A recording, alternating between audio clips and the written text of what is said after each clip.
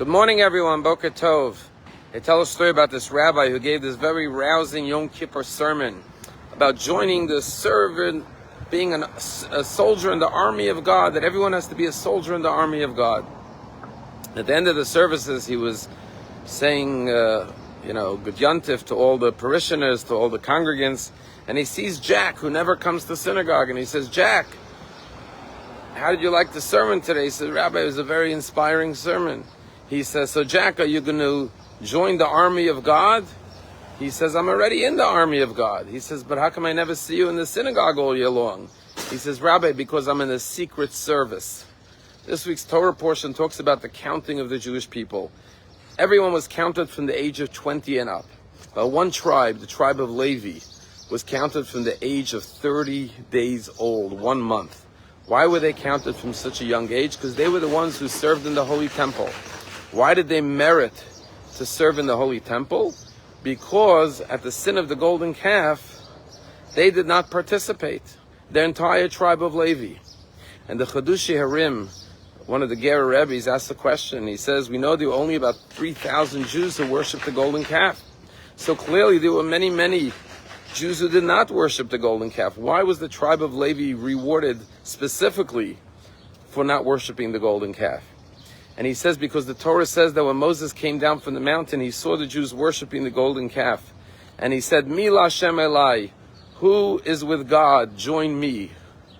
And then the verse says, Vayasva Elav Kol Bnei Levi. The entire tribe of Levi stood alongside Moshe in the honor of God to protest the sin of the golden calf. And therefore the Ger Rebbe Chadush Yerim says, the lesson here is that it's not enough to be passive and say, well, I didn't participate. You have to actively take a stand. You can't just be in the secret service. You have to be proud and loud and stand tall and proud as a Jew. And today is a day of great courage and heroism. Today, of course, is the 80th anniversary of D-Day, when the Allied troops landed in Normandy and fought the Nazis, which led to the victory in the World War II over Nazism and the liberation of the camps. Today we honor the memory of all the heroes who died and bravely fought for freedom, for our country and for the world. But today is also Yom Hebron. Yesterday was Yom Yerushalayim, the day that Jerusalem was liberated in 1967, after 1900 years.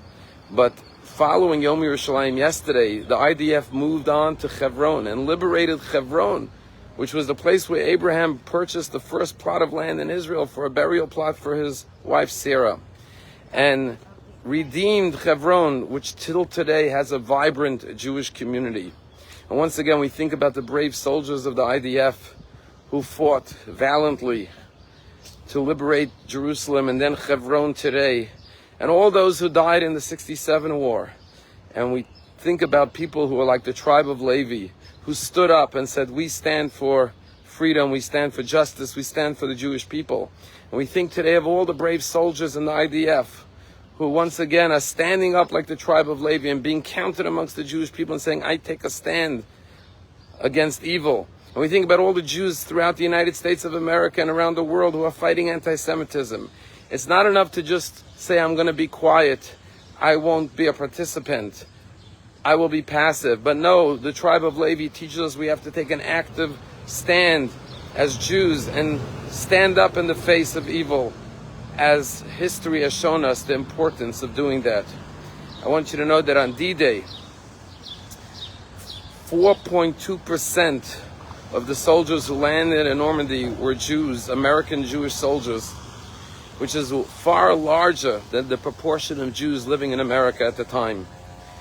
Jews have always stood up against evil, and we must continue to do so till today. When the Rabbi Shlomo Goren arrived in Hebron and they captured the city, the first thing he did was he headed for the cave of Machpelah, and he found that the doors of the cave of Machpelah were locked. They hadn't been opened to Jews in 700 years. No one had ever prayed at the cave of the patriarchs and the matriarchs in Hebron. And he took his Uzi and he fired at the lock to try to open the door, but once again he couldn't open it. And so he took his Jeep, his famous Jeep, and put chains on the door and pulled the door open by driving his Jeep.